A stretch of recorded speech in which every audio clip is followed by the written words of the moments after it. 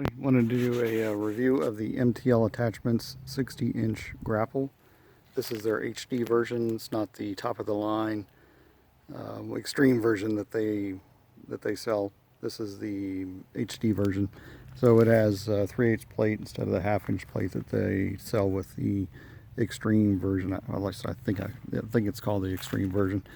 I don't have the website up now to actually verify, but anyway, the reason why I'm making this video is because I've seen all kinds of videos of people using these grapples, and people talk about these grapples, but I've never seen anybody take a video and show the build quality and what they look like up close or anything of that nature. So I figured I would go and make one, post it up there, and allow folks to see for themselves before they make a purchase. So overall impression is the build quality is good. It's not great, but this is a $1,000 grapple. It came to me shipped for a little bit over $1,000, I think $1,035, $1,045, something like that. And it's every bit, I believe, worth the amount of money that I paid for it. Just some things to cover down on and give some folks a good overview of with respect to build quality is these. Here's a representative of the weld. There isn't a whole lot of overspatter that you would typically see with a person inexperienced with wire welding. There are some spots that aren't welded, like this inside corner here, and I'd have trouble getting a piece of wire in there and making it look halfway decent. So I'd anticipate, or I wouldn't anticipate or expect somebody else to do that either. It's just a really hard angle to get in. And just about every other place that you can have a weld is welded pretty well. Not, stacked dimes, whatever you get, it's a decent weld. I don't think it's going to go anywhere, and that holds true with pretty much every other weld that I've laid eyes on. Now, are these like machine quality welds? No, but you can tell somebody sat there and took their time welding the things, putting them together, and I don't think that they're going to unstick anytime soon. And in terms of other build quality, so these I believe are 1/4 inch plate, and you have the primary wood contact points, or whatever you're grappling, is going to be 3/8 plate. That holds true on these grapple arms, as well as the rakes, or what I'm calling the rakes here on the bottom. Everything is 3/8 to include these cross points, or the bracing points that go down to this round pipe here. And that is pretty much the case. Well, with the exception of also these serrated edges right here. I don't know what you call the things. I don't even know why they're serrated, other than to allow some brush to get in there and maybe grab a hold of it or whatever. I don't know what the purpose behind all that is, but it makes it look cool, I guess, if somebody's looking for that. Now the other, I think this is 3/16 plate, and I believe this guard here is also 3/16 plate.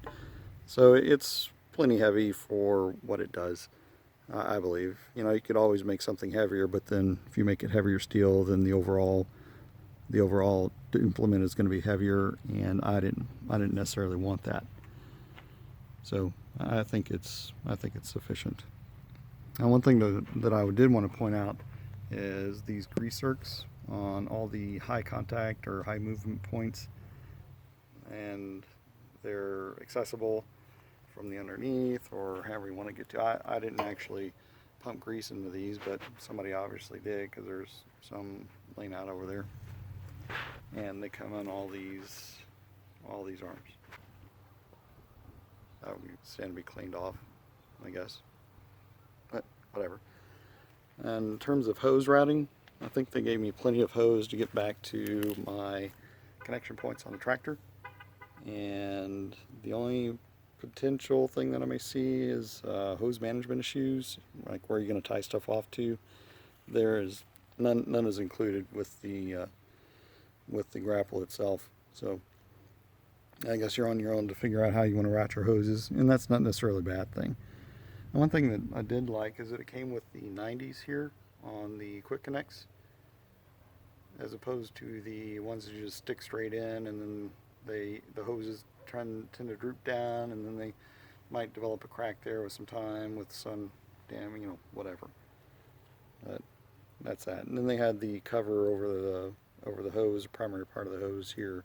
Could stand to be longer, but you know, it is what it is. Another thing that I noticed is these hoses right here, I think are going to have a tendency to rub against this plate right here, and I didn't necessarily like that. So we might try just getting some zip ties or some other means of taking it away from that edge. You know, it's not gonna move around a lot, and it's not in a pinch point. You know, it might gradually or eventually wear through.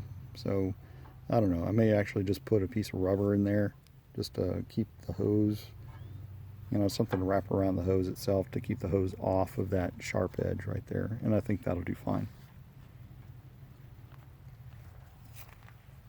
So another thing I noticed up here were well, I don't know if you can tell this or not, but this quarter-inch plate, these brackets that hold this clevis and pin in place are not straight. They're not straight by a long shot. I mean, if you look at them dead on, they're crooked as a dog's leg. They're going inverted, you know, towards each other.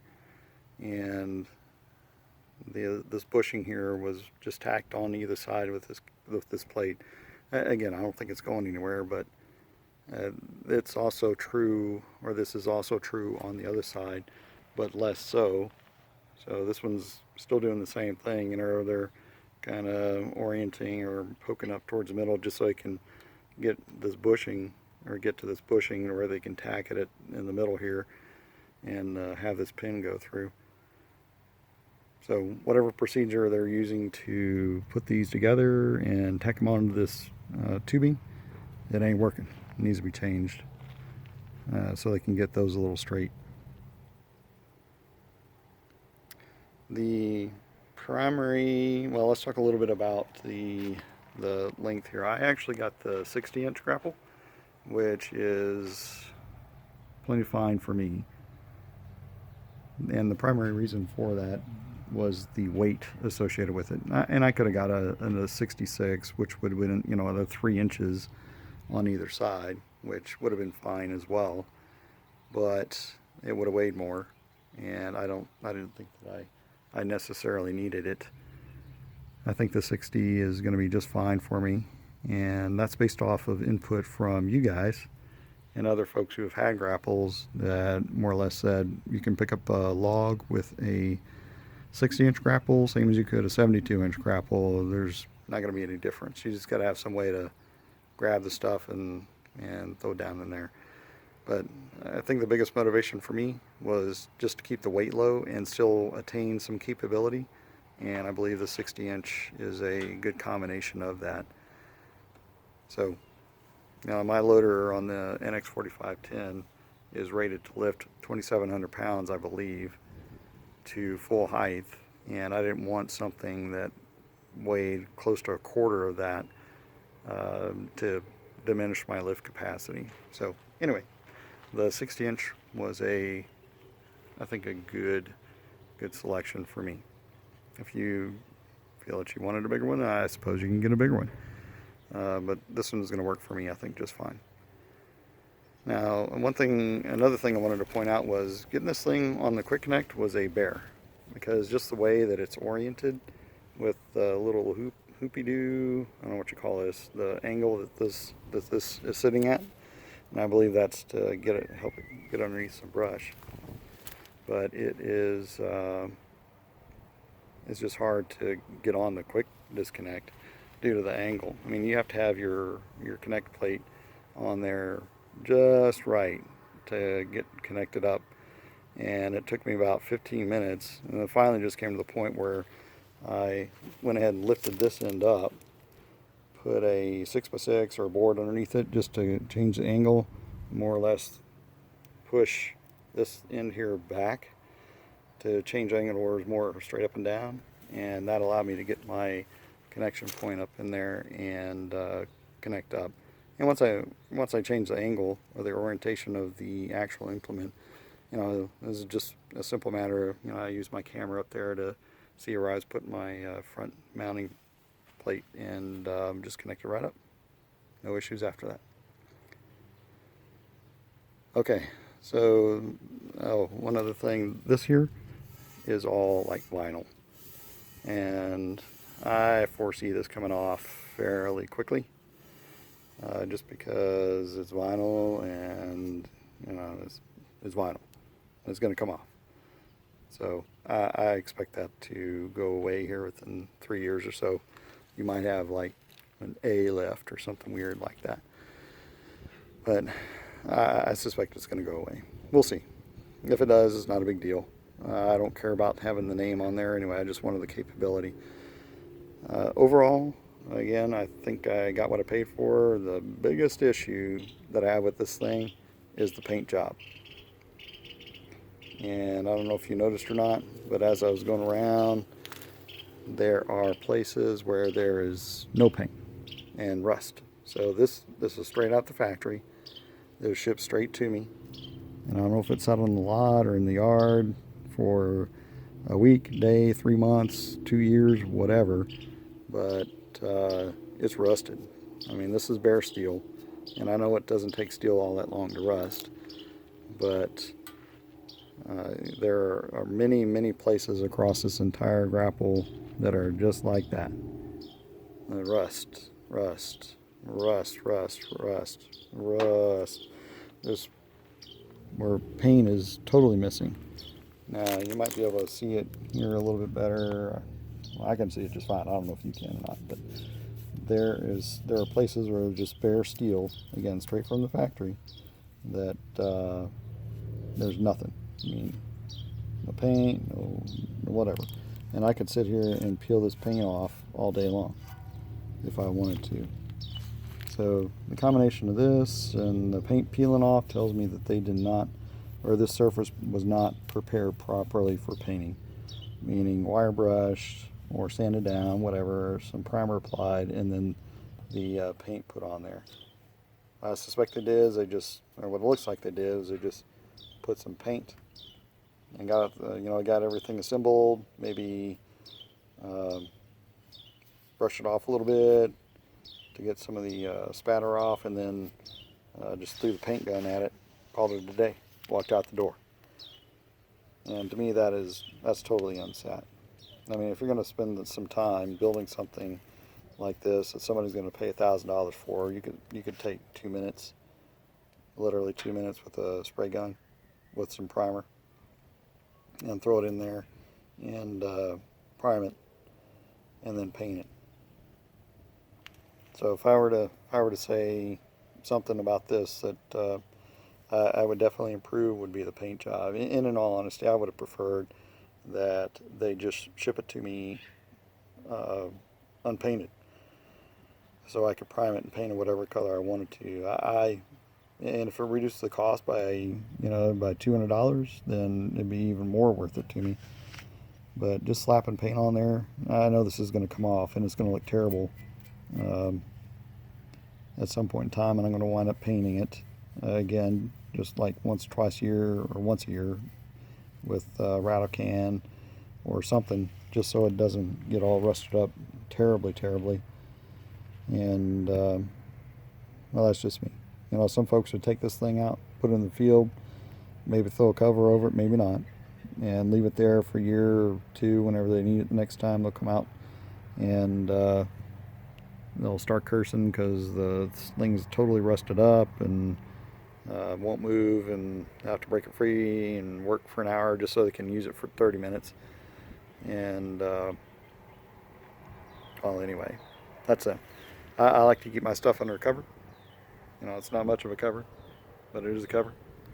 And that's more or less to protect things from the sun, because here in South Texas, if you leave stuff out in the sun will eat it. Especially if it's wood or a hose or vinyl or something like that. It'll just eat it up. In a year, it'll be gone, and you'll be doing something else with it. So anyway, I would definitely change the way that they're manufacturing or doing the paint. That and these 1/4-inch plate thingies here. I don't know if somebody got their eyes crossed that day or what, but these are definitely off. So overall, I think I got what I paid for, despite the paint job. And to be truthful, I had had the same expectations for the paint job that I got what I was expecting. And that was just based on other people's reviews saying the paint came off in sheets and et cetera, et cetera. So I bought it knowing that I was paying $1,000 for the quality that I was getting. And I paid that $1,000 because I didn't have the $3,800 that it took to buy another higher quality Grapple or whatever. So I think I got my money's worth, and I'd be satisfied. You know, if I had to buy it again, I'd probably buy it again. Albeit, I might call the factory and just ask them, hey, can you send it to me without the paint? You know, I'll just do it myself and see what they say. Anyway, that is my review. If anybody has any questions, specifically for the 60-inch or the build quality or something of that nature, let me know, and I will try to get back as best I can. You know what? I'm just noticing that these teeth under here, they're not welded on the bottom side. I wonder why that is. That doesn't make any sense to me. Why would you just weld something on the top? And they're not welded up here either. I mean, there's literally nothing in this gap. I guess they felt that just welding on the top was strong enough. Whatever. I might come back with my welder, see what I can do about that if something has a tendency to, if it's looking like it has a tendency to break. But anyway, we shall see. We shall see. I wonder if that's like that in other places as well. Yeah. I don't know. I'll look it over some more and see what I can see, but that's disappointing right there that there's no weld when they could have easily have gotten to that. That doesn't make any sense. Why would you not? Well, I know why you wouldn't. It's time and money. But it would certainly seem to be lended some type of strength there on the bottom, as opposed to just welding it where you could see. This here it's not even painted. Anyway, I'll leave it alone before I find other things that's wrong with it. Make this video like 20 minutes long. All right. Again, if anybody has any questions, give me a shout. Out.